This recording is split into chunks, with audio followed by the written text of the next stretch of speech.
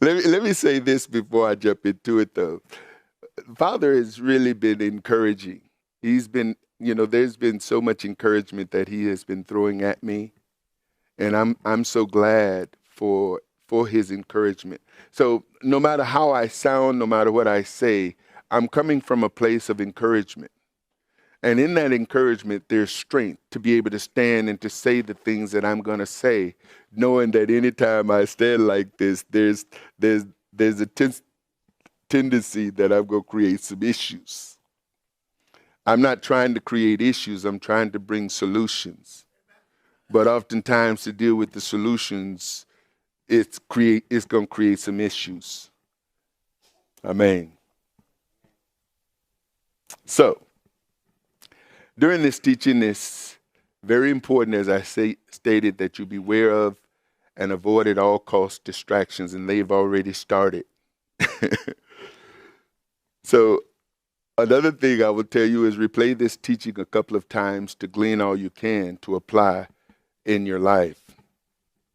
Those of you who received the description of the teaching, those of you who are signed up on our website, those of you who have downloaded the app, each week prior to these teachings, we send out, the description of what we're going to be discussing, and then encouraging you and asking you to take the time to read the verses, read the passages, and meditate on those things, and allow Father to cause those words that you're reading from His Word to help you and to prepare you for what He wants to do in you.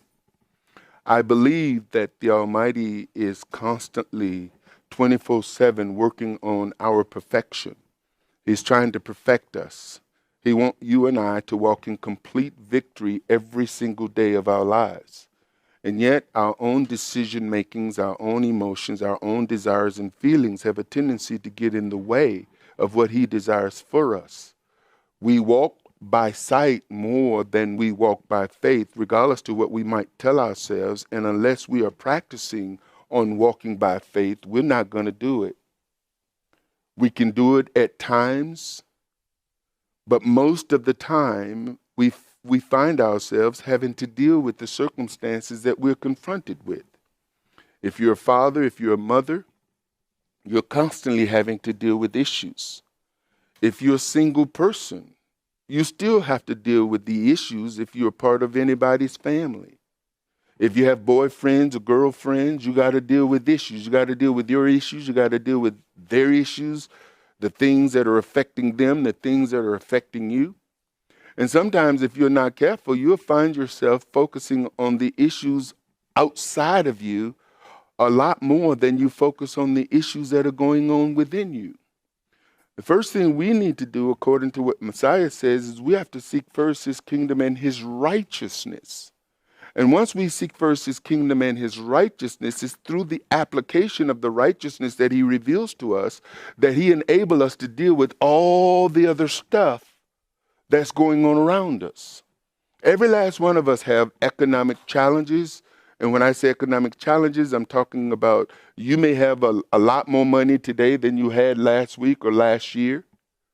But the concerns of tomorrow and next week and next month, the concerns of retirement, the concerns of your children growing up, an inheritance for your children, you're looking far ahead, and those things can cause some kind of anxieties for us.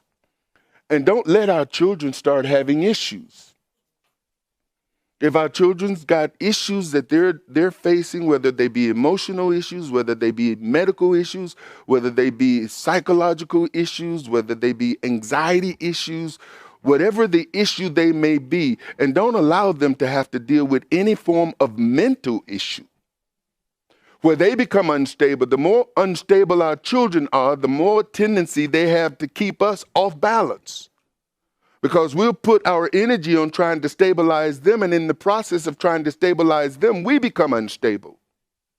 And the average parent, especially moms and many dads, will sacrifice their life for the stability of the child.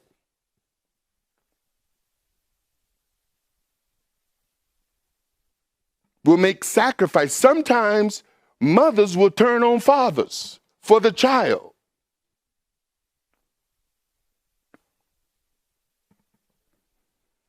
They forget the covenant as if they're married to the child. You see, you shouldn't marry your child.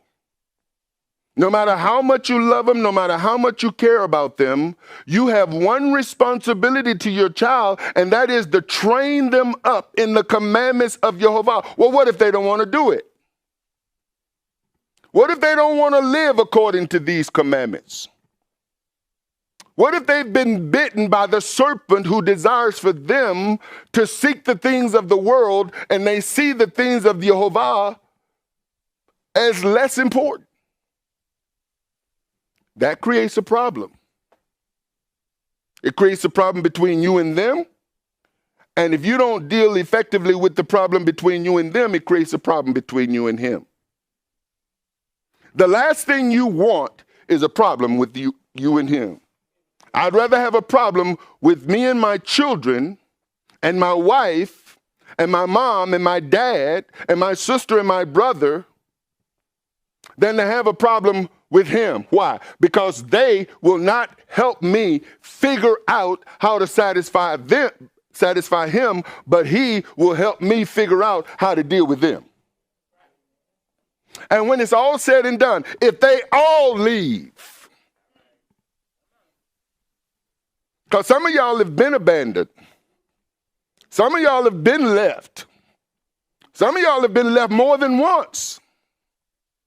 And it's that abandonment and those fears and those concerns that have shaped and molded you more than he is molding and shaping you. And we got to get back on that potter's wheel. He's the only one who has promised to never leave you or forsake you, and mean it. If you think about some of the folks who have left you, they have covenanted with you. There are people who've made covenant with you to be with you till death. And you ain't dead yet, and they ain't there. That's just the reality of the matter, folks. And I'm just, there's no point in knowing what the word say if you're not going to do what the word said. And there are people in our lives that will have us compromising what the words say for their sake. You're not doing them any favors. You're not helping them. And you're certainly not helping you. In the beginning, Mr. and Mrs. Adam were given instructions to replenish, subdue, and exercise dominion over the earth. After the fall of man, the serpent in the garden, known as the dragon, the devil, and also known as the prince of this world, exercised dominion and power over fallen man. In Revelation 20, verse 1, it says, "And I saw an angel coming down out of heaven, having the key to the abyss and holding in his hand a great chain." And in this next verse, we'll see several titles separate of Lucifer that Lucifer is called by or recognized by in Scripture. Verse 2, it says, he sees the dragon, that ancient serpent, who is the devil or Satan, and bound him for 1,000 years.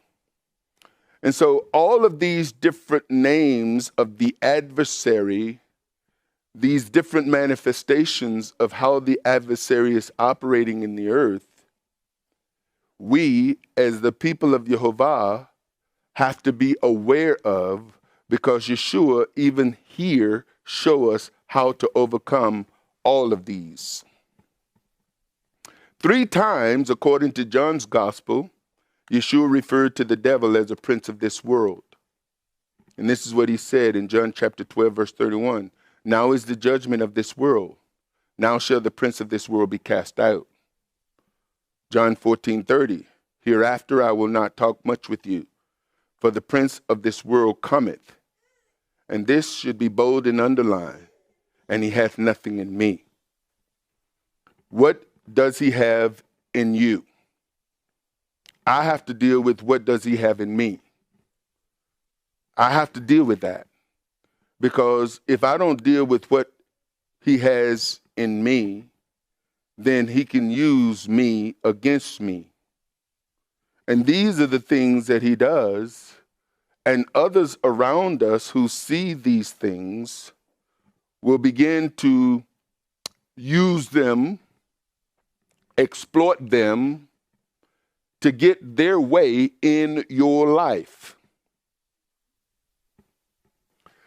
John 16:11, of judgment, because the prince of this world is judged. You see, the prince of this world is judged. Therefore, when we look at this, there's two princes that we're going to be looking at in the earth. There's the prince of this world, Satan, the dragon, the devil, that old serpent.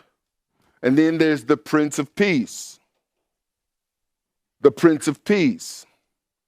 These are the two entities that we are going to have to deal with, and they're both now in this world invisible, and the visible manifestation is the word of YeHoVaH.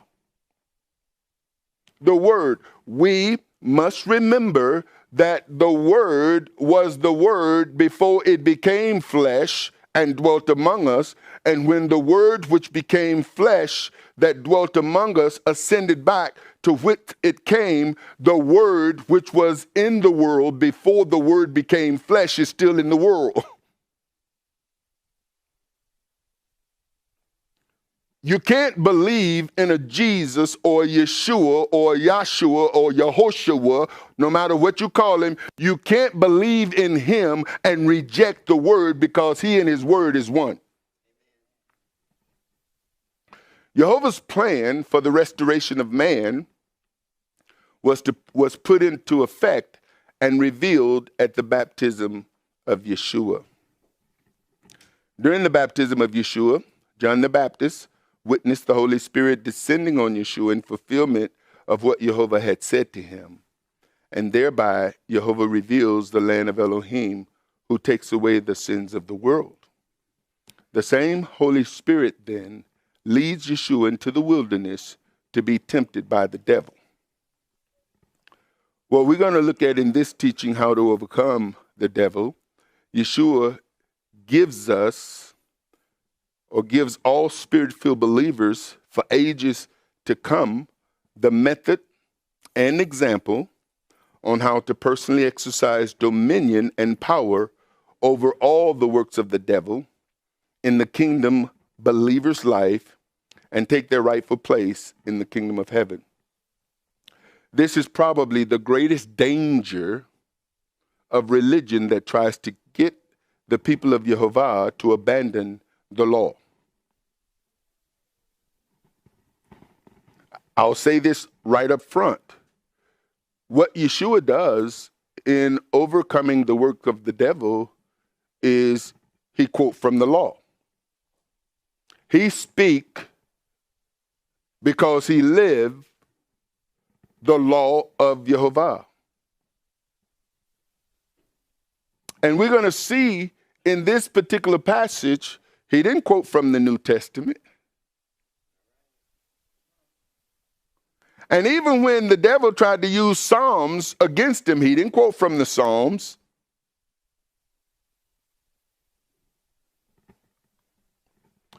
Luke 4:1.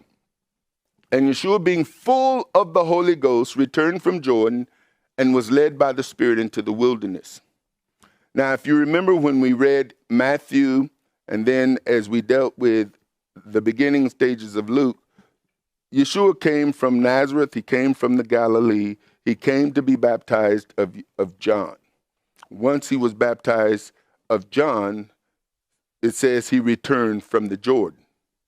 Now, looking at other passages in various Gospels, he returned from the Jordan. The question is where did he return to? Well, the language indicates he returned to where he had come from. Matthew deals with it in a sense that, it's kind of disconnected.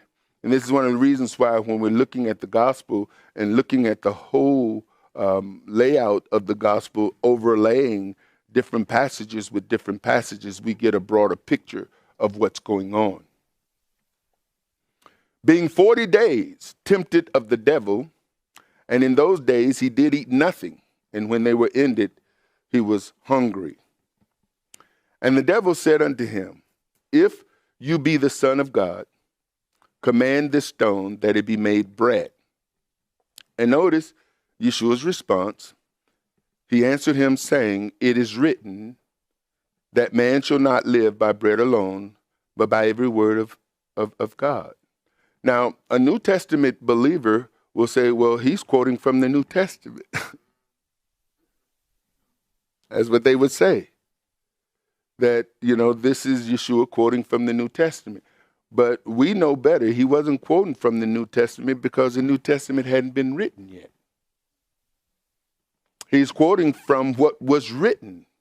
And this is why it's important for us to understand timeline. Even though we looked at when Luke was written and when this happened is two totally different times. See, this happened long before Luke investigated and wrote about it. So Luke is writing about something that had happened before he wrote.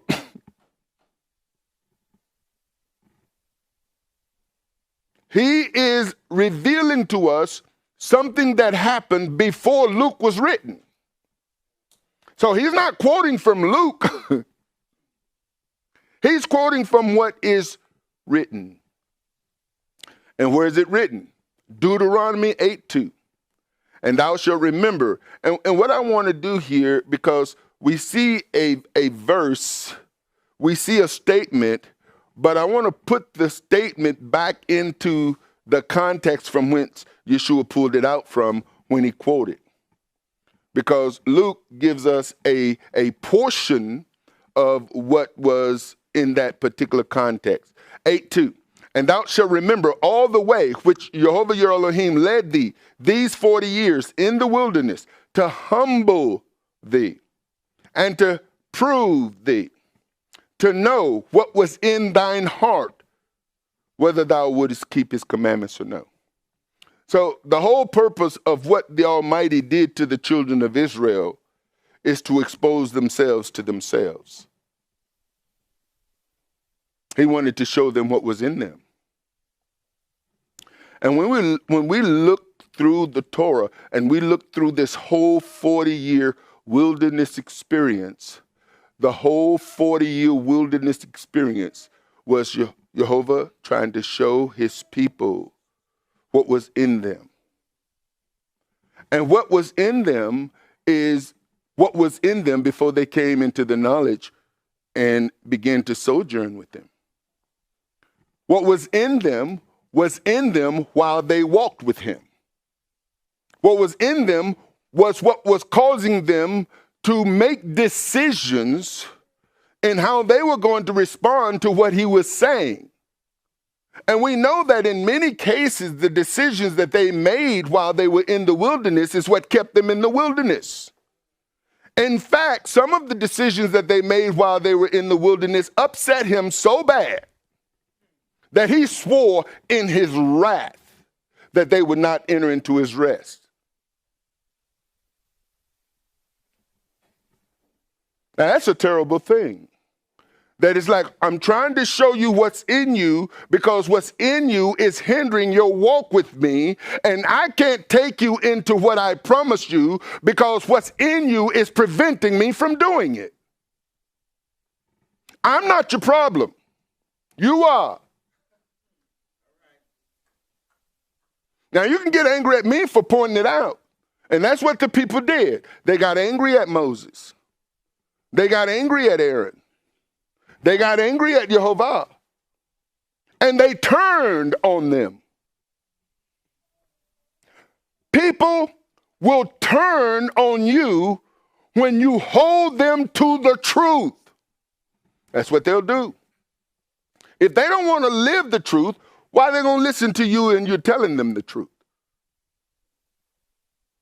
What they'll do is they'll find flaws and issues and areas in you and your character to undermine what you are saying, to illegitimize what you have spoken based on who you are and the character and the stuff they remember about you. Oh, you think you're perfect. No. Let's not bring it to me. Listen to what I'm saying. Well, no. The vessel. I'm looking at the vessel that's saying what is being said to me. And when I look at the vessel and find flaws in the vessel, I could delegitimize the word. Well, the word is still true, whether you delegitimize the vessel or not. Why even go through the process of delegitimizing the vessel? Because you don't want to hear the word. Now, don't you do that to yourself.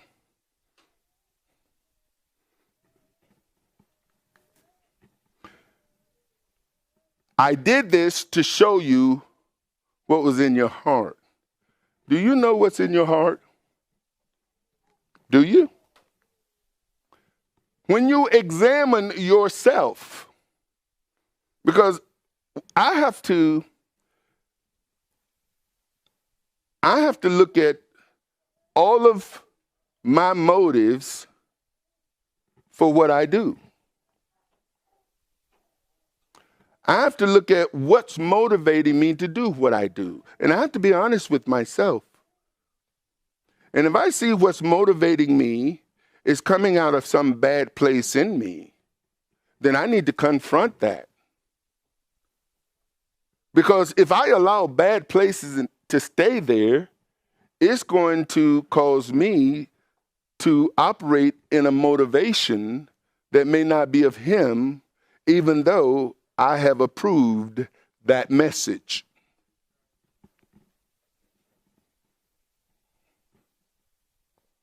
And that's in everything. In everything. And I'll tell you that we can be some cunning and self-deceiving people. That's what I identified about myself. There are things that I do that I have done, and even though I explain them to people, they don't believe it. They don't believe the motivation that I'm explaining them to why I'm doing what I'm doing. I've even been called a liar. And it's like, how do you defend someone calling you a liar when you've been honest in sharing with them what is motivating you to do what you're doing? What are they saying? No matter what you say, because you've already said it, I'm not going to believe it. And unless you change the story, you're a liar. How do you win somebody from that perspective? You can't. So you have to be true to you regardless of what they think. Because they'll try to hold you to their standard and what they think. And if you're trying to conform to them, you're conforming to the wrong person. Well, I love him. Well, I love her. Well, I love them. Love him more. Love him more. And I'll just let this out the bag because you already know it. If you're going to walk with him, you're going to make enemies with people that you walk around. When Yeshua says a man's enemies, his foes, will be those of his own household, take note. Because he's not a liar. Unless a husband and a wife is willing to die to self and yield to the commands, the instructions of the Almighty, they're going to have problems. And even if they do, they still going to have problems. But they got the problem solver. They got the one who will help them find the solution, but they got to die to themselves to even get to that place. And in the process, the Almighty has established order.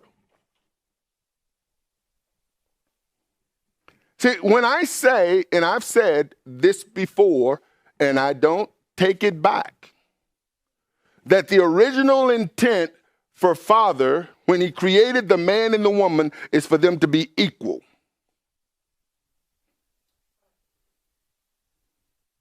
But you know what? Most people can't handle equality. They cry about it, they want it, they demand it, they march, they petition.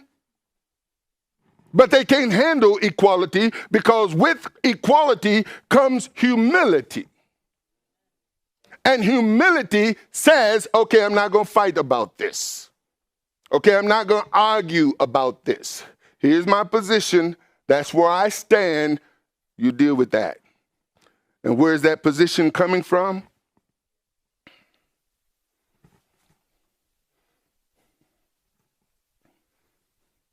Verse 3. And he humbled thee and suffered thee to hunger. See, some of the trouble, some of the suffering, some of the things that we're going through in life is his doing. Why? Because he's trying to teach us some humility. It's tough for a human being to humble themselves. You might say, well, that's not true. When's the last time you really tried it and stuck with it? And in the process, examine your thoughts. Examine your feelings. Examine what's going on in your head. Examine the conversations you're having with yourself in your humility. And you'll see your motivations. And there are things about us that we see that we don't say, because to say it would be to expose ourselves and to be taken advantage of as we foresee it. To walk in true humility means that you are exposed to the point to where you will be vulnerable. And yes, people can take advantage of that vulnerability. And because we don't want to be taken advantage of, it's hard for us to allow ourselves to be in that place. But you can't walk in his humility without going into that place. It's like you become naked, exposed. And then when people try to take advantage of it, there's a tendency to try to cover up your nakedness and try to defend your vulnerability and take matters back into your own hands. And all of this is the Almighty's doing to get you to a place to where he says, you say you trust me? Okay. You say you trust me? Okay. You say you really trust me? Okay. Prove it. But they might take advantage of it. Do you trust me? But they might read it the wrong way. Do you trust me? But they might mistreat. Do you trust me? And when it really comes down to it, we'll see that there are certain areas in our lives that we do trust him, and then there are other areas that we don't. And to be brutally honest can be damaging to people who are looking for another person in you.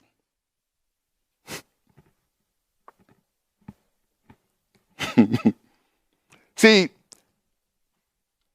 there's the you that people want to see,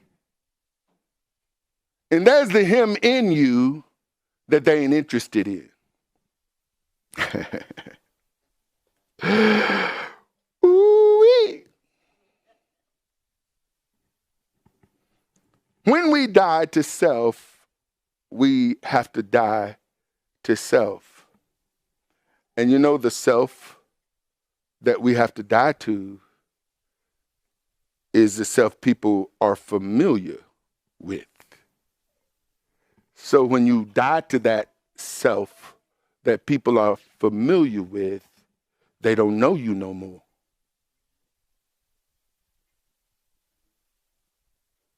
Now they're going to try to reshape you. Now here's the thing. the person that you were, they didn't like no way.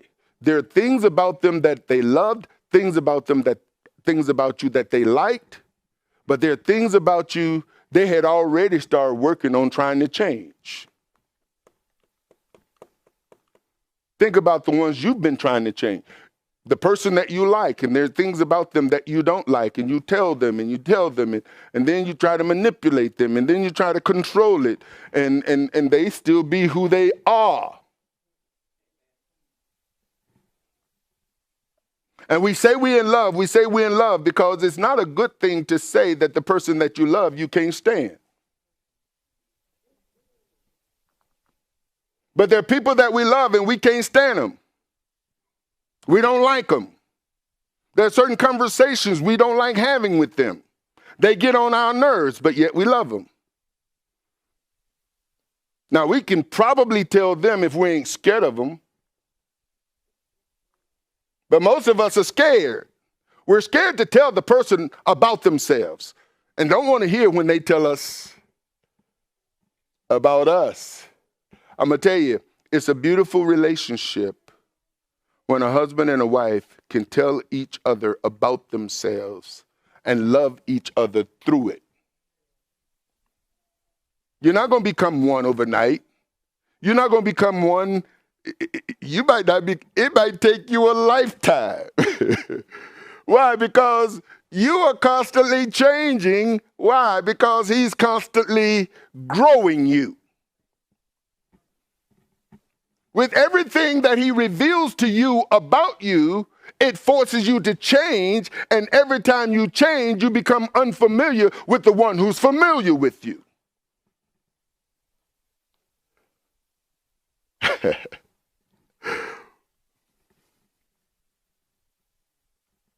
I told you got to listen to this a few times because this stuff, man.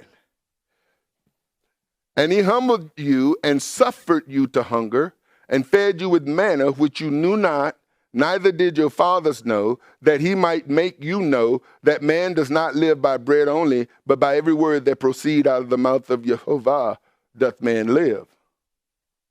And the Torah came from where? From his mouth. The law came from where? From his mouth.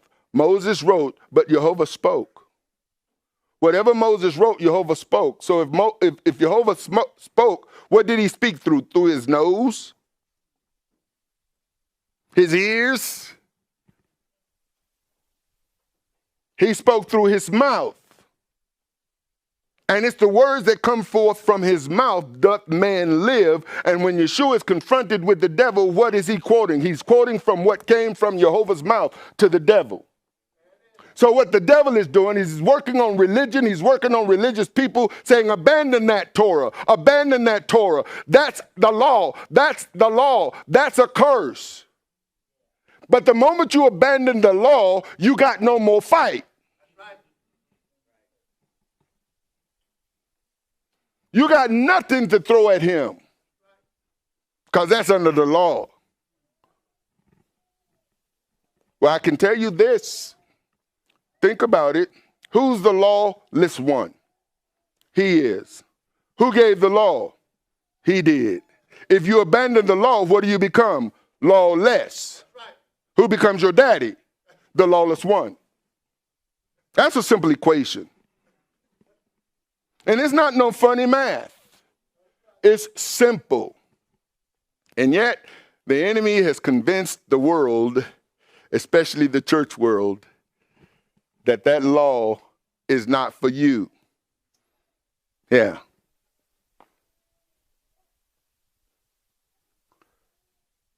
Thy raiment waxed not old upon thee, neither did thy foot swell these 40 years. So Yeshua is in the wilderness for 40 days, quoting the word of YeHoVaH that had been spoken to the people of YeHoVaH, who by the time they got through that 40 years of wilderness to go into the promised land, the leader who had brought them during those 40 years was instructed by YeHoVaH.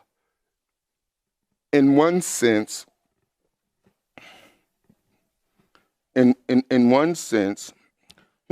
Jehovah commissioned Moses, he told Moses that you're going to bring my people into this land. He says, you're going to go and tell Pharaoh to let my people go. And the promises of Abraham that I promised Abraham, you're going to go and get the people so that the promise of Abraham that was promised him would be fulfilled. Well, Moses finished, he completed a great part of his mission because he did bring the people out, but he wasn't able to carry them in. He brought them to the mountain, and that was a promise to the Almighty. He says, you'll worship me on this mountain. This is how you're going to know that what I'm saying to you is going to be fulfilled, because you're going to worship me on this mountain. And Moses did. Once he brought the people out, he was called up into the mountain. And what did he do up there? He worshiped and received the word to give to the people so that when they cross over into the land, this would be the constitution for the people. And the devil now take him up into a high mountain, showed unto him all the kingdoms of the world in a moment of time. And the devil said unto him, all this power will I give you. All this power will I give you. Now remember, we've already looked at what Yeshua said, that the devil was the prince of this world. How did he become the prince of this world? Because the first man and woman abdicated their responsibility. They chose to listen to the serpent instead of listening to the one who made the serpent. And you know, one of the advantages, well, you and I have a lot more advantages than the man and the woman in the garden. You see, the man and the woman in the garden didn't have a history of what the Almighty was able and capable of doing. He put them in a place that already existed. They had no adversary that they were aware of, and all they had to do was follow an instruction. You and I, we got Bibles in various versions. We got the history of man's dealings and Jehovah's dealings with YeHoVaH. We got the pros and the cons. We got the examples of those who obeyed and those who disobeyed. We see the consequences and the blessings. We see all of it, the failures and the successes. So we've got a whole plethora of history they didn't have. So when the enemy comes and begins to question them, did God really say you're going to die? We've got the examples of those who rebelled and who died. They had no examples. All they had was a word that the enemy now could kind of talk them out of and second guess. And in that moment, went against the Almighty, and the world that they had been given to subdue, they are now being subdued in and by the serpent. At that moment, he became the prince. Little prince. See, there's a big prince coming. But this big prince was before the little prince. And that's our prince, which we're going to see he takes on different characteristics. So he says, all this power I will give you. It was his to give. And the glory of them, the kingdoms. Because see, in the end, what's going to happen, if you read the end of the book, you're going to see that the kings and the nations of this world is all going to give their power to the devil. They're already doing it. This is how laws are being made today. See, our nation, the nation of the United States of America, has crossed so many lines and allowed things to occur that have become the laws of men that is a slap in the face of the Creator. And it don't matter what nation it is, because every nation in the earth is going to give its power. And so he says, I'll give it all to you. I will give it to you, for that is delivered unto me, and to whomsoever I will give it. If thou therefore would worship me, all shall be thine. In another version, if you would bow before me. Well, to bow is to worship. And I'm not talking about one of these bows. I'm talking about face to the ground bow. This is what he's saying. Yeshua answered and said unto him, Get thee behind me, Satan, for it is written, Thou shalt worship YeHoVaH Elohim, and him only shall you serve.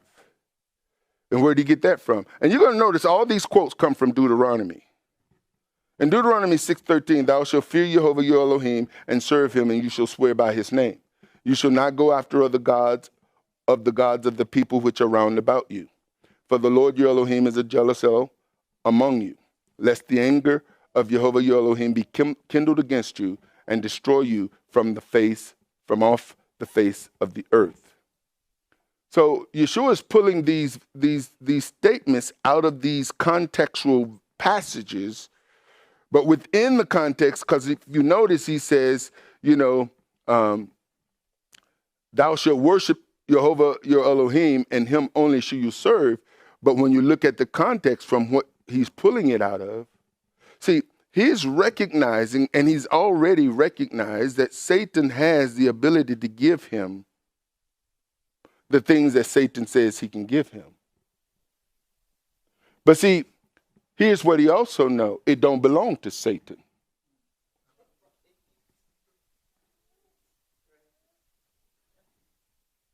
So for him to yield to Satan would be the same as the first man. Well, he came to restore what the first man had lost. And you can't do it by yielding to the same entity that caused the first man to lose his dominion. Verse 9, and he brought him to Jerusalem and set him on a pinnacle of the temple and said unto him, If you be the Son of God, cast yourself down from here. And then he quotes from the Psalms. For it is written, He shall give his angels charge over thee to keep thee. And in their hands, they shall bear thee up, lest at any time thou dash thy foot against the stone. Now, I'm just going to read these verses, and you'll see the context again where he pulls it from. This is the devil taking verses. It's kind of like a lot of the sermons that we've been accustomed to in church, where they cut and paste verses and weave them together to make a doctrine.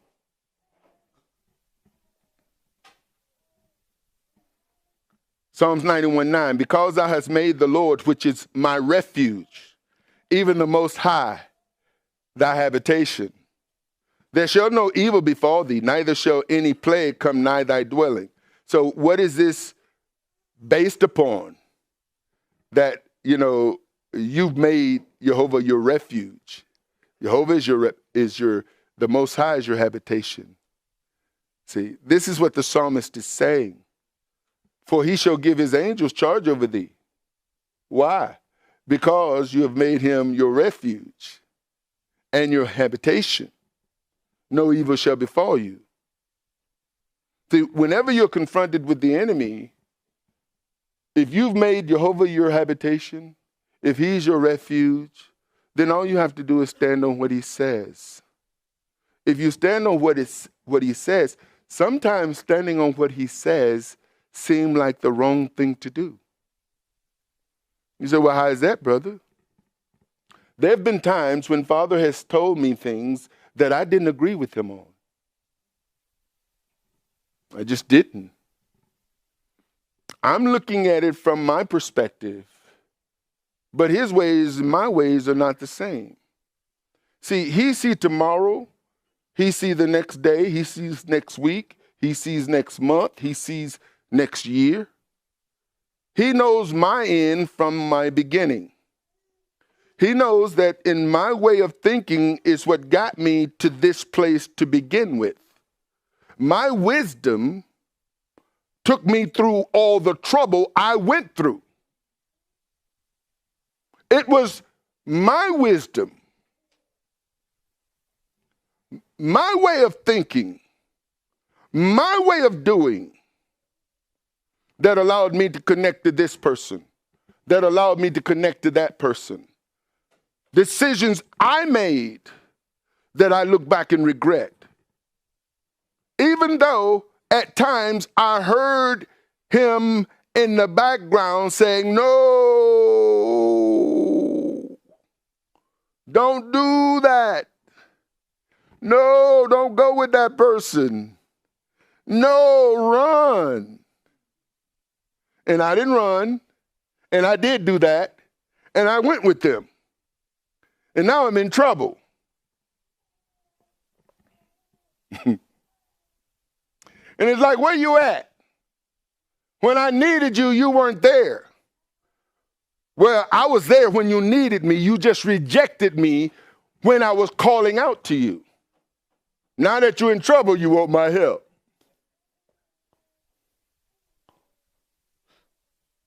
Well, I will help you, but there are some things that you need to learn in this. Because if you don't learn the things you need to learn in this, if I bail you out too soon, if I come to your aid too soon, if I remove these obstacles and these hurdles too soon, you're not going to learn the lesson, and you're going to find yourself right back there again. So there's some things you got to learn. See, he says, I suffered you to hunger. I allowed you to go through hunger. Because see, it's something about hunger that causes you to reconsider some things. And then you'll see how low you'll go when you're hungry. Because see, hungry people, their standards, you won't eat broccoli? You don't like broccoli? Okay. You get hungry and all you see is a broccoli patch all around you. It's like, what you gonna do? Do you hate broccoli that much to where you'll just starve yourself in the midst of all this food? See, there's some things that the Almighty allow us to go through to teach us some lessons because he knows what's best for us. But I have to admit, there are things where I thought more often than not that I knew better. And you know how I know that? Because of the decisions I made that went against his word. I'm not ignorant of the fact that I violated his word when I did the things that I did.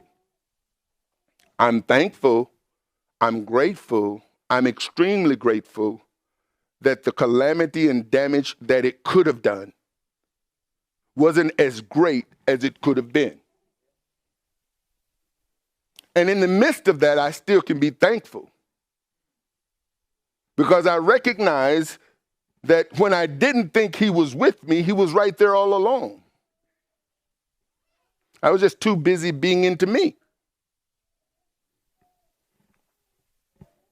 He says, because he has made Jehovah his refuge, no evil will befall thee, no plague shall come near thee.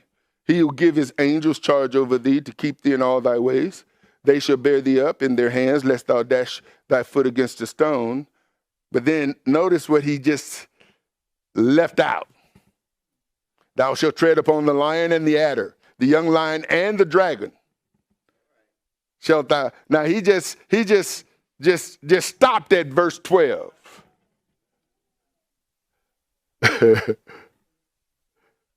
You know what I'm saying?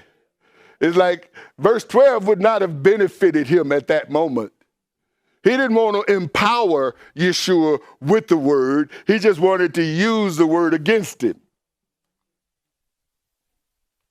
Luke 4:12. And Yeshua answering said unto him, it is said.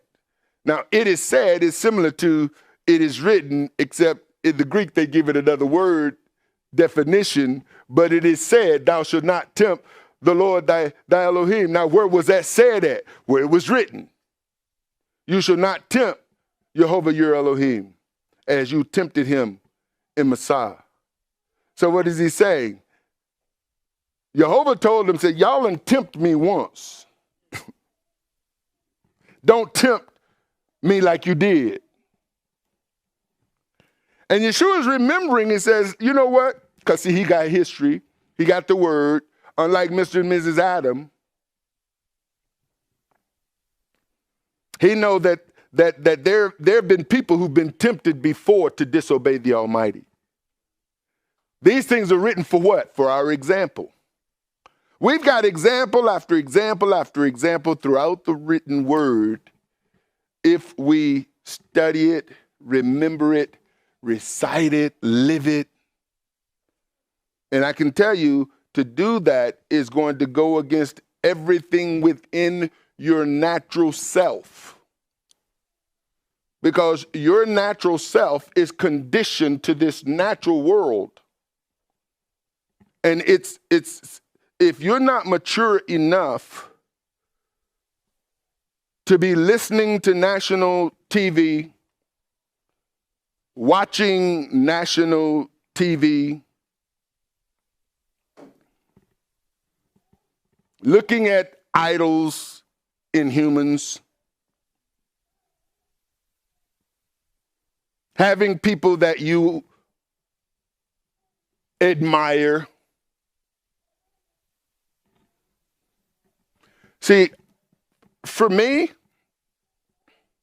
when I begin to look out in the world, there are people who at times and seasons in my life have said something or done something that left an impact.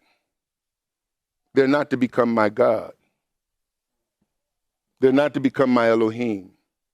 They're not to be the go-to every time I need counsel. Because people of God, people who love God can give you ungodly counsel. They're going to counsel you because they have a connection to you. They're emotionally connected to you. They are trying to look out for you. They think that because of all the conversations y'all have had together and the journeys you all have been on together, that they know what's best for you. That's what they think. Let's see. Anyone who loves you is going to get out of the way and tell you, here's what I think, but you need to seek the Most High. You need to seek the counsel of YeHoVaH. Don't take what I'm saying as the only counsel, because I'm not the counselor. You have a counselor. You have one, and if what he says overrule what I say, then you better follow his ruling. I love you. I care about you. I want what's best for you, but I don't know what's best for you. Why? Because I can only see the now, based on the past, based on our history. I don't see tomorrow. I can't see the next day. And oftentimes, because of those connections, especially parents want to be forever connected to their children.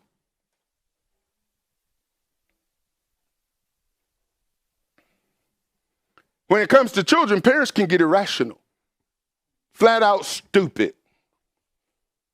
Ooh, I know that sounded hard. It came out hard, but you know I'm telling you the truth.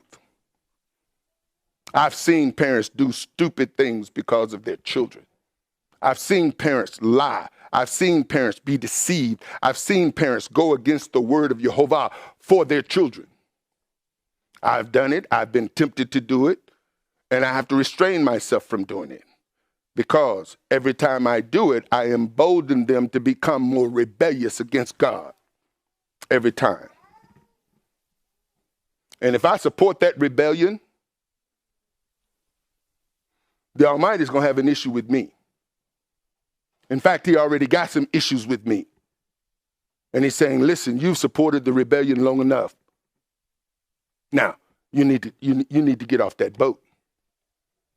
You need to get off that train. You need to deal with some issues that is going to cause you some emotional investments and in some cases, some emotional collateral, but don't worry about it. I'm backing you up, but I can't back you up if you don't stand on what I'm telling you. And the tendency is it's going to create some issues. You know, I think some of our biggest challenges is because we can see people, but we can't see him. See, I don't see if Father frowns at me, but I can see when somebody frowns. If I say something to one of my children, I see their reaction. If I say something to my wife or to one of you, I see your reaction. My eyes see what you are reflecting in your response to what I'm saying, and that sends a message back to me. I don't want you to look like that. I don't want you to feel like that. I want to satisfy you. I want to please you. I want to make you happy. And what you are showing me based on what I'm saying doesn't make you happy, so the tendency is to reconsider.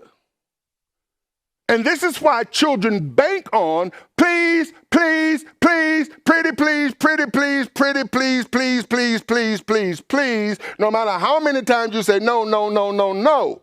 It's like, when they going to get the no message? They ain't planning on getting it. Because they know that if they do this long enough, because they learned that from a baby.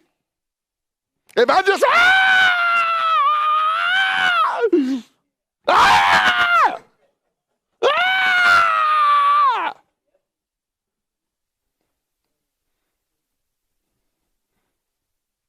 check them out sometime. They got you figured out. If that gets them what they want, why should they abandon it? And they grow up doing the same thing. They just got a different way. They don't cry like a baby. They just whine like one.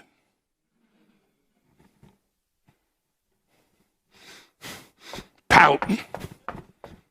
Slam doors. And you got to deal with all that. You got to look at it. You got to feel it. Then they start talking to you.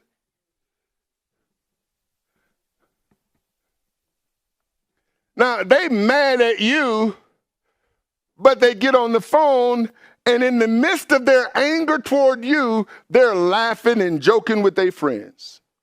Like, wait a minute, hold on. What happened to that anger? Oh, that's at you.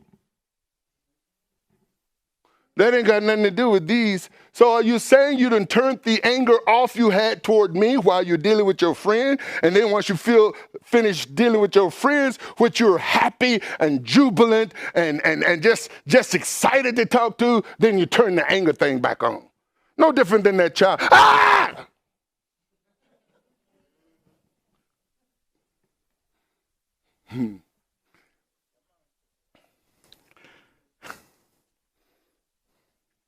And you know what? Now, this is going to seem cruel. It's going to seem mean because it seems like that pressure. This is some pressure. If that child fall out in the grocery store and start acting crazy, just walk away. Leave them. The moment you get out of sight, they're going to jump up, find you, and fall out again. You think I'm lying? Try it.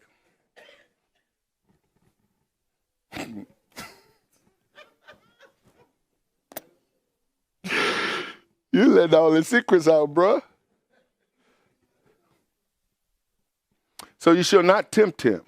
You shall diligently keep the commandments of YeHoVaH your Elohim, and his testimonies, and his statutes, which he hath commanded thee.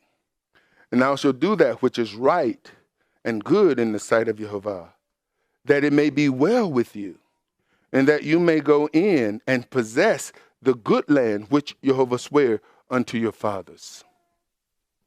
You see, Yeshua understood the power of YeHoVaH's commandments in defeating the devil. And notice again, he did not quote a New Testament verse or passage, but he quoted from the law. The law is the word of YeHoVaH. It's the word of YeHoVaH. It's not the words of Moses. It's the word of YeHoVaH. The devil and sin reigned. Why? Because sin entered through disobedience. The serpent that enticed the woman and got the man to disobey YeHoVaH took both of them captive. Sin entered the world at that moment, and it reigned until the law. This is what Paul tells us. Wherefore, as by one man sin entered into the world, and death by sin. And so death passed upon all men, for that all have sinned. For until the law, until when? Until the law, until when? Until the law, sin was in the world. But sin is not imputed where there is no law. Why? The law says sin, that's sin there, that's sin there, that's sin. Paul says, I wouldn't have known that was sin or that was sin or that was sin, except the law said that's sin, that's sin, that's sin. Now the law has exposed sin for what it is. Nevertheless, death reigned from Adam to Moses. So wait a minute. Until the law, death reigned. For how long? From Adam to Moses.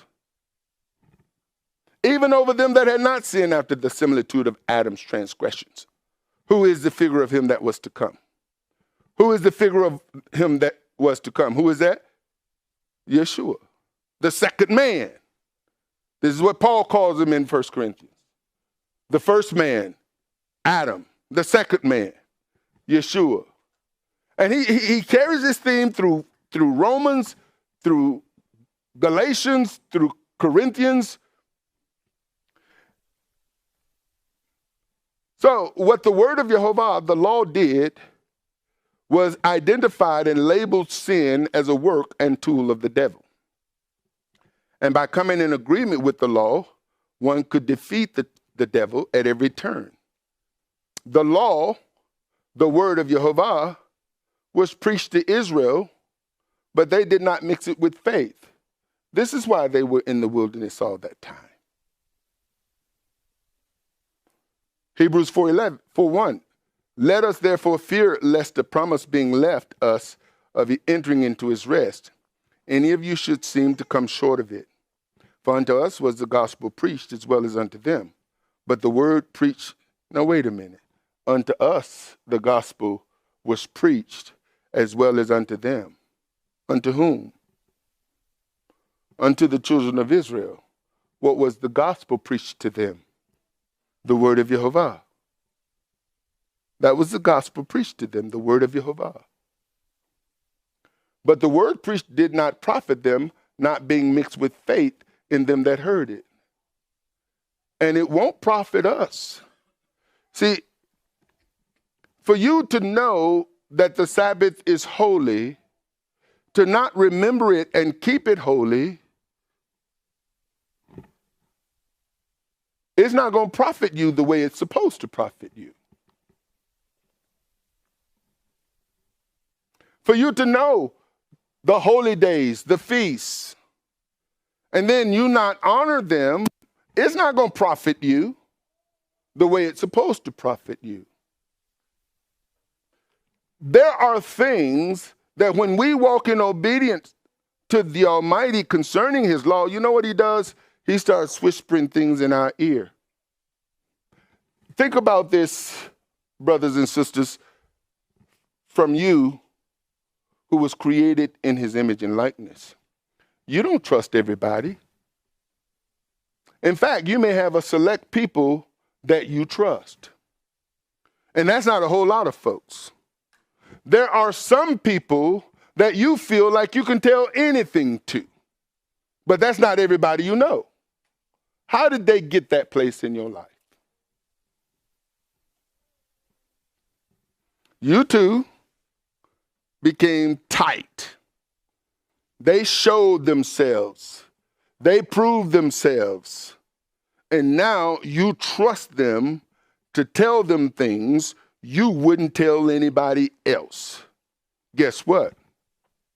Jehovah desires that trust with you and I.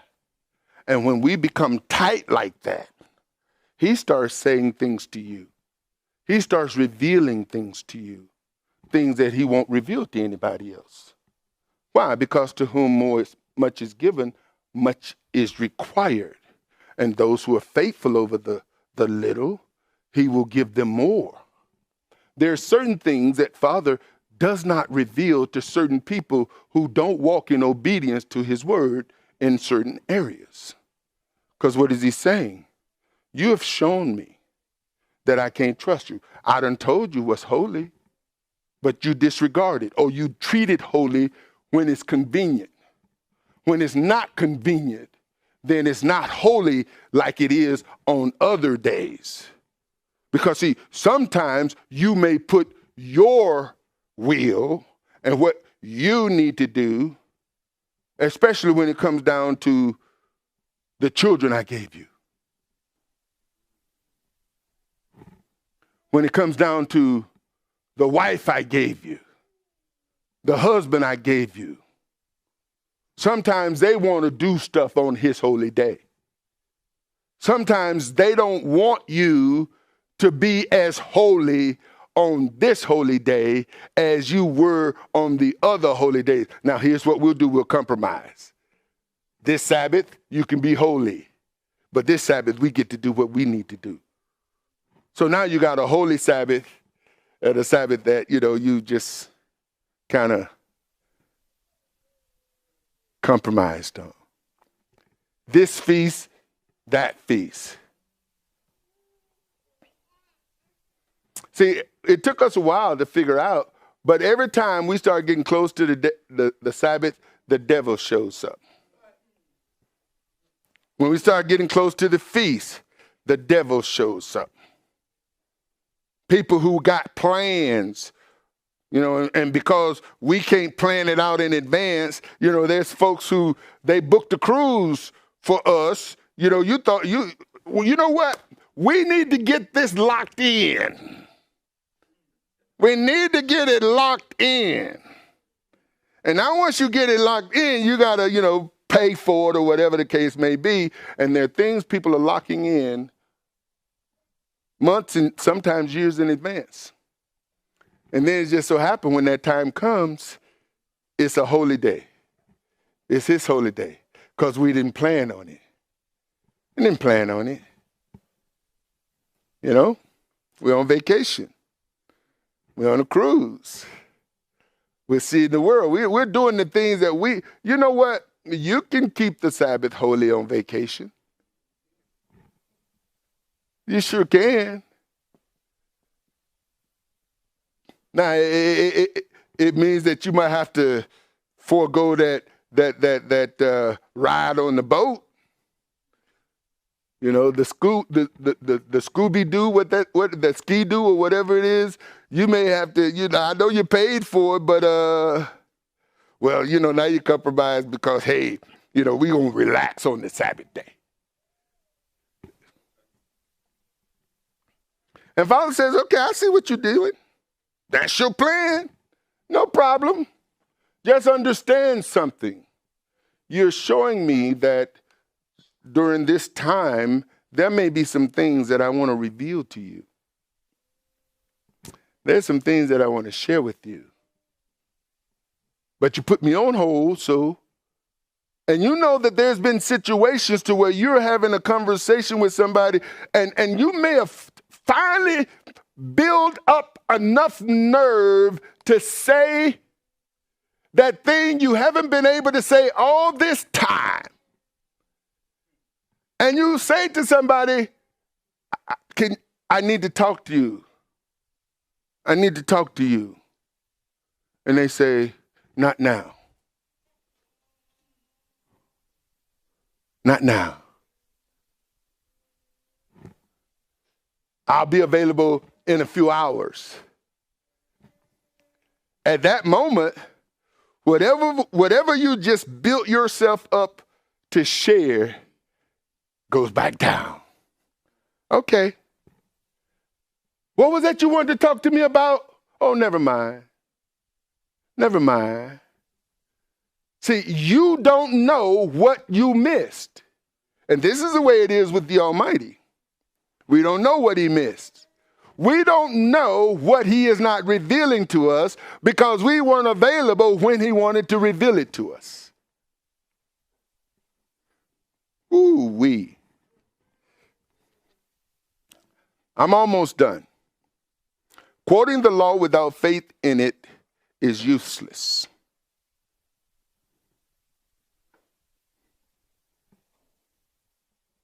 Quoting the law without faith in it is useless. The law by itself, without faith, is useless. See, the problems with the people of Yeshua's day is that they didn't put their faith in him, but they had the law, their version of it, and their traditions with it. The law, as the word of YeHoVaH, must be lived. We must be doers of the word. Luke 4:13. And when the devil had ended all the temptation, he departed from him for what? A season. This season, a due measure, a measure of time, a larger or smaller portion of time, a fixed and definite time. Usage, time, 64 times, season, and so on. From time to time, the devil showed up in Yeshua's life. And how did he show up? Through people. This is the only time we see that Yeshua is dealing with the devil as the devil. Throughout his ministry, he's dealing with the devil through people. Even his own disciple. No, Lord, be it far from me. Get behind me, Satan. I know who your daddy is. Abraham is not your father. Your daddy is the devil. People came at him, his parents, his mom, his brothers, his sisters, the religious leaders from time to time, his own disciples. They dragged their feet. He got upset at them. People.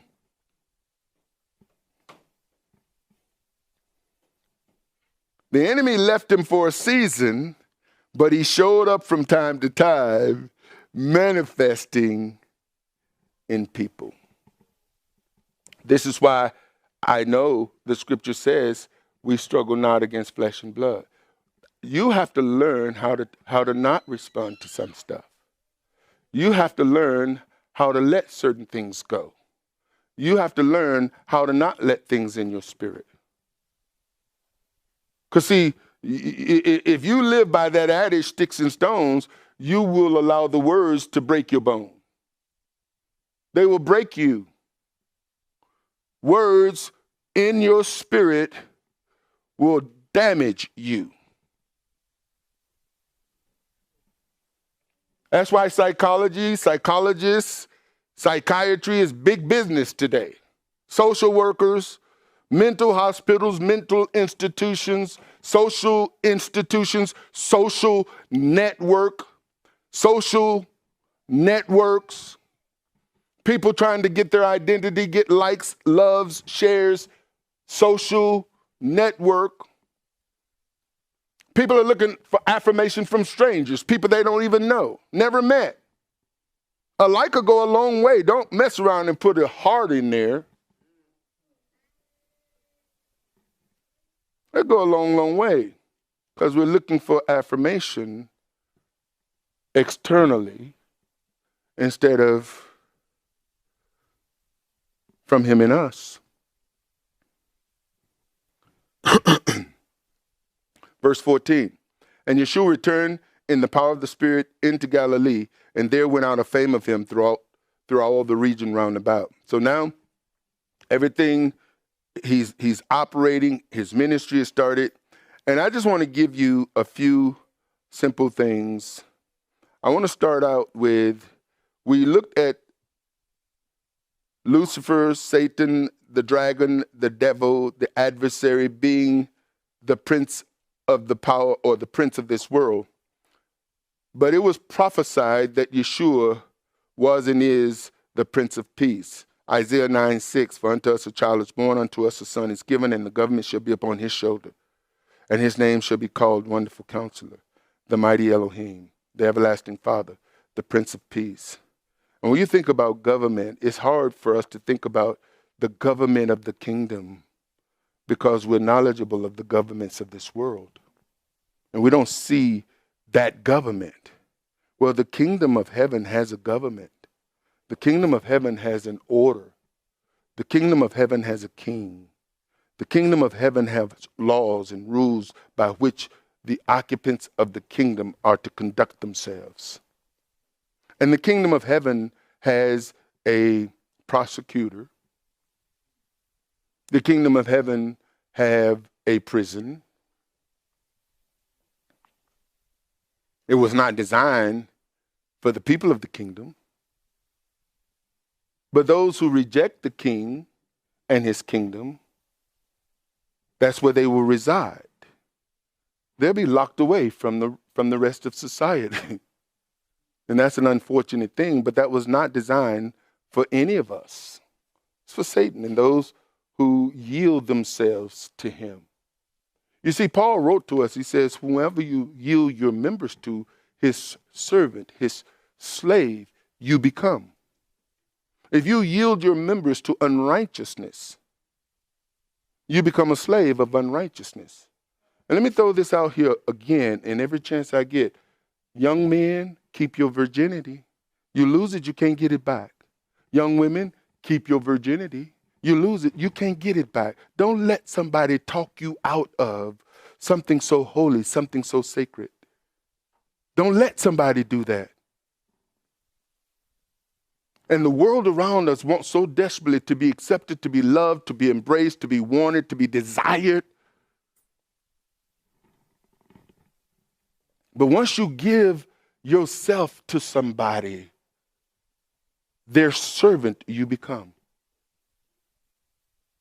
Once you yield yourself to that, you become a slave. And there's nothing you can do about it because you are forever changed. Your way of seeing things, your thoughts, your feelings, your emotions, your judgment, and everything else. And you won't know it until after you've done it. You won't see it. See, there are certain things you will not see until after. That's the same thing with our walk with the Almighty. There are certain things he won't reveal to us until we've demonstrated our faithfulness to him. After the resurrection, Yeshua was referenced as the prince. And this word prince is a different word than the prince of the prince of this world. This is a chief leader. Prince, the Messiah, one that takes the lead in anything and thus affords an example, a predecessor in a matter, pioneer, author. And so we see this word in the New Testament in three different terms: prince, captain, and author. In Acts 3:13, the God of Abraham and of Isaac and of Jacob, the God of our fathers, hath glorified his son Yeshua, whom you delivered up and denied him in the presence of Pilate when he was determined to let him go. But you denied the Holy One and the just and desired a murderer to be granted unto you and killed the Prince of Life, whom God had raised from the dead. Acts 5:30. The Elohim of our fathers raised up Yeshua, whom you slew and hanged on a tree. Him that Elohim exalted with his right hand to be a prince and a savior, for to give repentance to Israel and forgiveness of sin. And we are his witnesses of these things, and so is also the Holy Spirit, the Holy Ghost, whom Elohim hath given to them that obey him. Hebrews 2:9. But we see Yeshua, who was made a little lower than the angels for the suffering of death, crowned with glory and honor, that he, by the grace of Elohim, should taste death for every man. For it became him for whom are all things, and by whom are all things, in bringing many sons unto glory, to make the captain, the commander of their salvation perfect. How? Through sufferings. See, much of the sufferings you are going to endure in life if you walk this walk is going to be self-denial.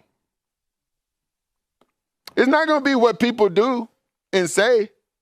It's going to be you going against your own nature, because your human nature is a fallen nature.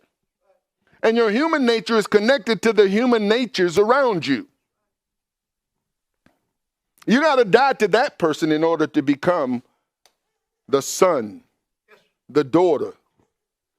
Hebrews 12:1, wherefore seeing we also are compassed about with so great a cloud of witnesses, we got to, Hebrew 12 comes after Hebrew 11. And if you read Hebrews 11, where it talks about the generals of the faith, or, all of notice that there's not one. Now, Hebrews is in the New Testament. There's not one New Testament character in the list. Not one. Not one. They're all Old Testament characters who were under the law, who live by faith.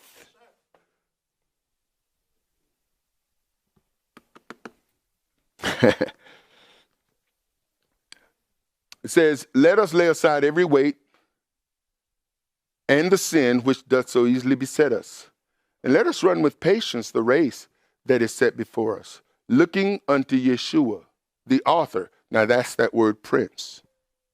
The author and finisher of our faith, who for the joy that was set before him endured the cross, despising the shame, and is set down at the right hand of the throne of Elohim. Wherefore, seeing we also are compassed about with so great a cloud of witness, I read that. But I wanted to focus a little bit on this particular verse. Yeshua is the author and finisher of our faith.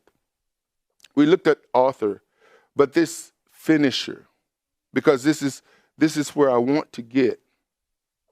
One who has in his own person raised faith to its perfection, and so set before us the highest example of faith. And so set before us the highest example of faith. There is no greater or higher example of faith than that demonstrated by our Savior and King. No example. No Paul, Peter, James, John. Maimonides for some of the Jewish brethren. Luther. Zwingli. None of them. Calvin. Any of those individuals, the church fathers. You can read all them books.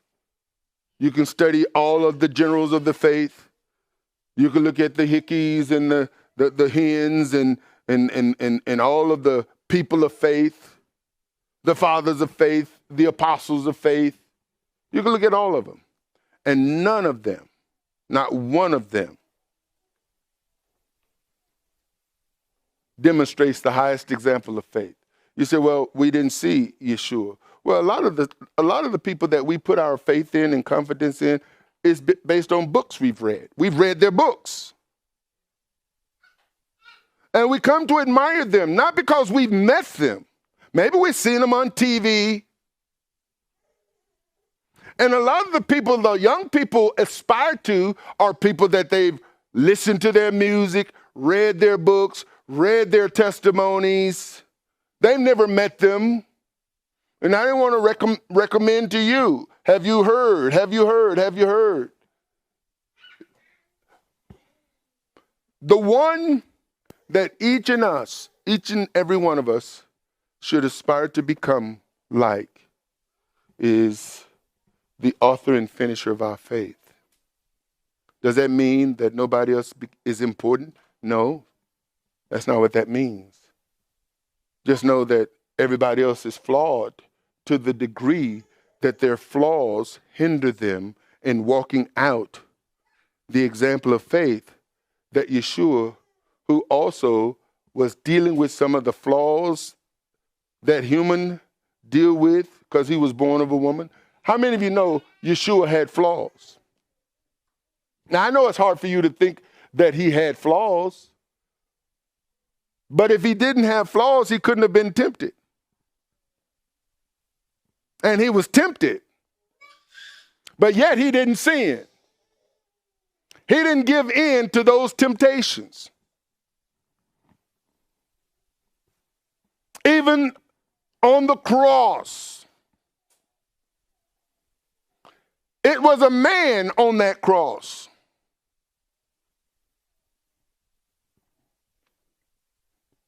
He demonstrated. Now, some of us can't get beyond the fact that it was God. But the fact of the matter is that he died as a man, a human being. And as a human being, he says, listen, what I do, you can do too.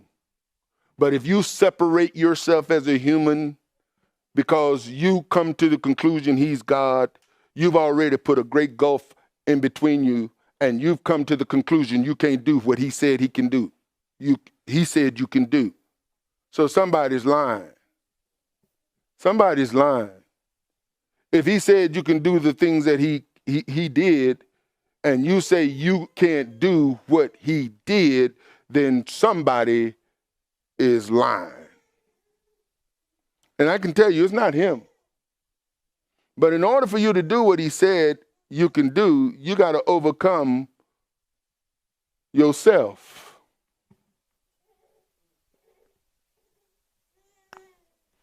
And you can overcome yourself and still be a father. You can overcome yourself and still be a husband, a wife, a mother, a sister, a brother, a grandmother. You just live according to the standard he's laid out. And if people want you to respect their beliefs and they don't respect yours,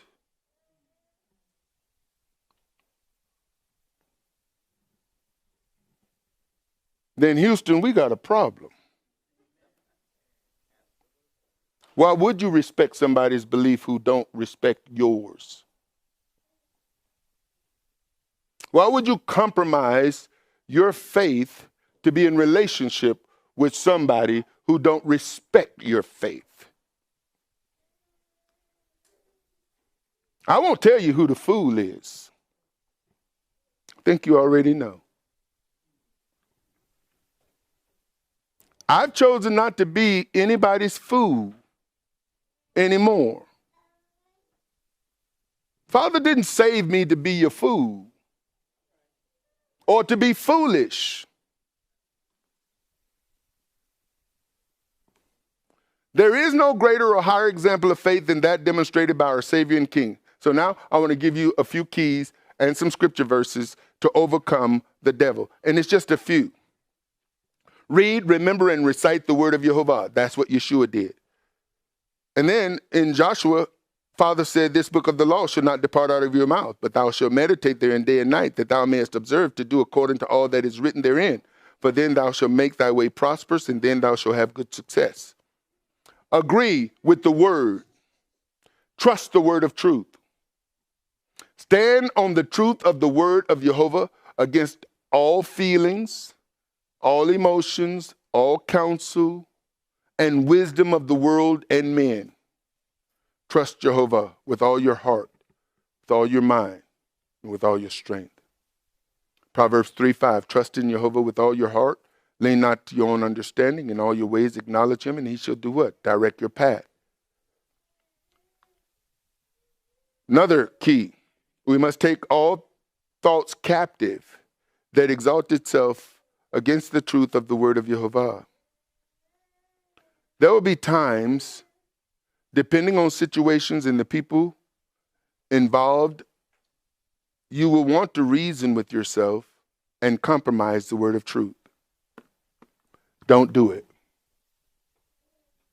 don't do it. You would be tempted. It would be hard not to.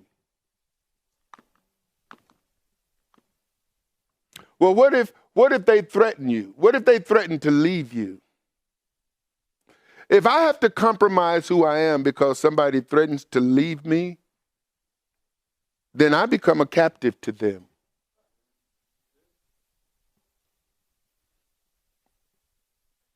They should leave. It may hurt me. I may not want that. But if I do, I become their slave. And anytime I say or do something, because if they see that that threat works, how often do you think they'll go back to that bag?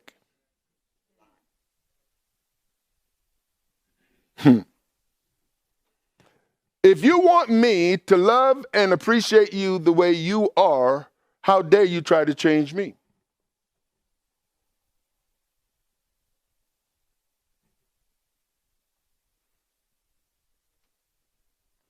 Now, I may not like you. I may not like your ways. But I have to trust the Almighty. I don't give in to you. I don't compromise who I am for you. I'm going to speak the truth to you in love. And if anybody leave, it won't be me.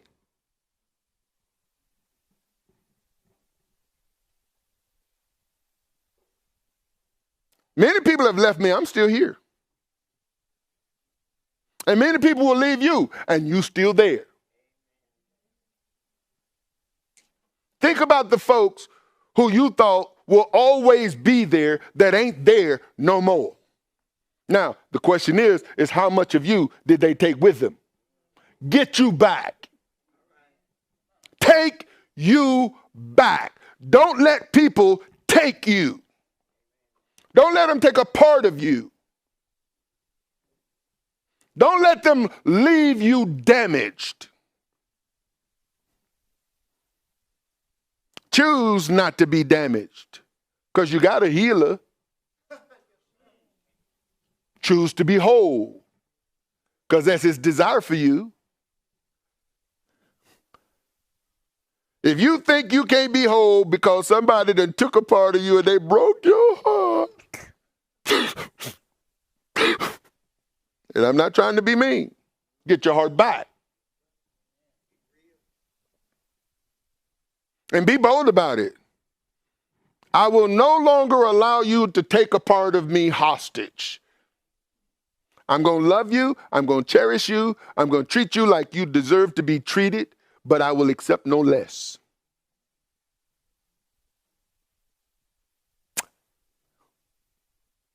Be not wise in your own eyes. Fear YeHoVaH and depart from evil. It shall be health to your navel and marrow to your bones. Give no place to the devil in your thoughts, words, or actions. See, I know where I give place to the devil. It's right up here. I be walking around fighting, talking to myself. Sometimes, folks be overhearing me. I don't know, y'all don't do this, but I do this. I be walking through the house fussing in my head. And sometimes I have to fuss with myself to show me how unreasonable I am. And once I come to the conclusion that, you're just being unreasonable, you've solved the issue, you've worked it out, now you got to play it out and act it out. Because if you think about what's going on in there and you monitor it according to his word, you realize that, hey, your motivations, your reasonings, the way you're thinking, the way you're behaving, that's not what he wants from you. You may feel justified in that, but you know better. And you just have to come to the conclusion that you're going to yield to him. And not to your feelings, not to your emotions, not to how somebody is treating you, not to how somebody is acting, not what somebody is saying to you. Because people can get into your spirit and they can get on your nerves. They can get under your skin. And once they get there, it's like a tick. They done burrowed themselves in. My daughter was telling me when she go hiking, they have a tick check before they come out the woods. They have to check because a tick gets into your bloodstream, and they just start sucking life out of you, and you can't feel them. See, there are people who they become like a tick in your life, and they just sucking life out of you. And you got to pluck them out. Give no place to the devil in your thoughts, words, or actions. Ephesians 4:24. And that you put on the new man, which after Elohim is created in righteousness and true holiness. Now this is Paul, right, y'all? Wherefore putting away lying, stop lying. Speak every man truth with his neighbor, for we are members of one of another. Be ye angry and sin not. Let not the sun go down on your wrath, neither give place to the devil. Let him that stole steal no more, but rather let him labor, working with his hands the thing which is good, that he may have to give to him that needeth. Let no corrupt communication proceed out of your mouth, but that which is good to use of edifying, that it may minister grace unto the hearers. And grieve not the Holy Spirit of Elohim, whereby you are sealed unto the day of redemption. Let all bitterness and wrath and anger and clamor and evil speaking be put away from you with all malice. And be ye kind one to another, tenderhearted, forgiving one another, even as Elohim for Messiah's sake has forgiven you. Be ye therefore followers of Elohim as dear children. Submit to YeHoVaH. Resist the devil and he will flee. James 4:7. Submit yourselves therefore to Elohim. Resist the devil and he will do what? Flee from you. Draw near to Elohim and he will draw near to you.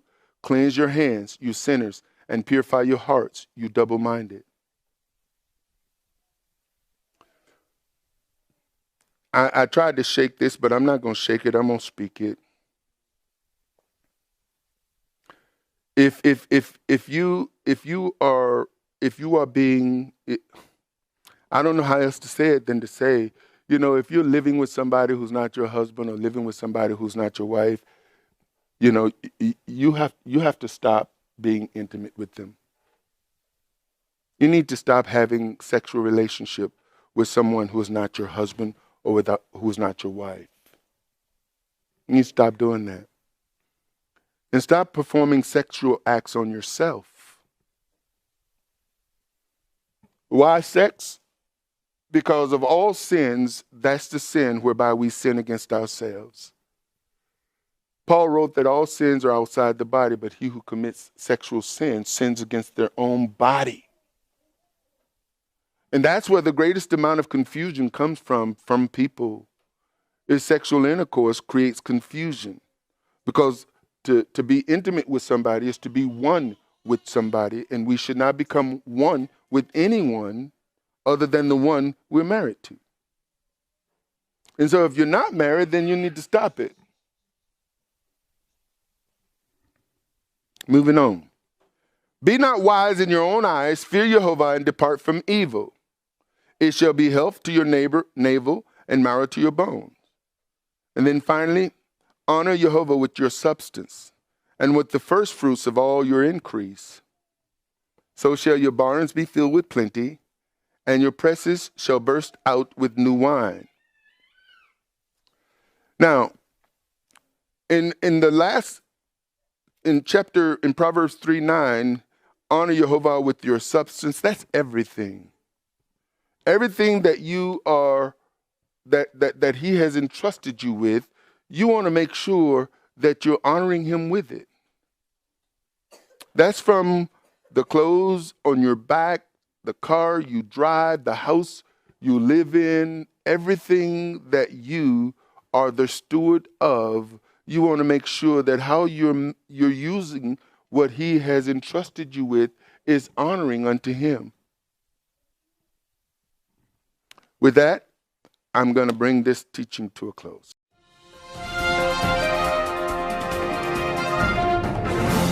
Shalom, saints. Tithing and giving first fruit offerings are critical parts of the believer's faith and has its foundation back in Genesis 4:4, when Abel brought of the firstlings of his flock and of the fat thereof. And Jehovah had respect unto Abel and to his offering. Abel was commended by YeHoVaH in Hebrews 11:4, where it states that by faith Abel offered unto God a more excellent sacrifice than Cain, by which he obtained witness that he was righteous, God testifying of his gifts, and by it he being dead yet speaketh. Solomon said in Proverbs 3:9 and 10, honor YeHoVaH with thy substance and with the first fruits of all thine increase. So shall your barns be filled with plenty, and your presses shall burst out with new wine. The prophet Malachi wrote in chapter 3, verse 11 and 12, to bring ye all the tithe into the storehouse, that there may be meat in mine house, and prove me now herewith, says Jehovah of hosts, if I will not open you the windows of heaven and pour you out a blessing, that there should not be room enough to receive it.